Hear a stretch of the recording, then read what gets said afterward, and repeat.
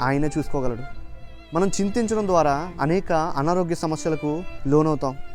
ఎదుటి వారికి షేర్ చేసుకోవడం ద్వారా మనము వారికి లోకు అవుతాం.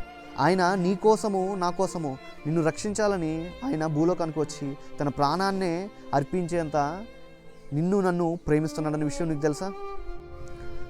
బైబిల్లో అనేక మంది భక్తులు ప్రార్థన ద్వారా అనేక కార్యాలు వారు సాధించగలిగారు, అనేక విజయాలు వారు పొందుకుని ఉన్నారు.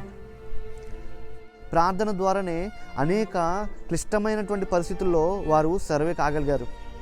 ప్రార్థన ద్వారానే అనేక ప్రమాదాల నుంచి వారు తప్పించుకోగలిగారు. ఈ రోజున ప్రార్థనే మన పరిస్థితులను మారుస్తుంది. మనం ఎలాంటి పరిస్థితుల్లో ఉన్నా, ఎలాంటి క్లిష్టమైనటువంటి పరిస్థితుల్లో ఉన్నా, అవి అప్పుల సమస్యలే కావచ్చు, ఏ సమస్యలైనా, కుటుంబ సమస్యలు కావచ్చు, ఎలాంటి సమస్యలైనా సరే కానీ ప్రార్థన చేయగలిగితే ఆ సమస్యల నుంచి దేవుడు మనల్ని విడిపిస్తాడు. ఆమేన్.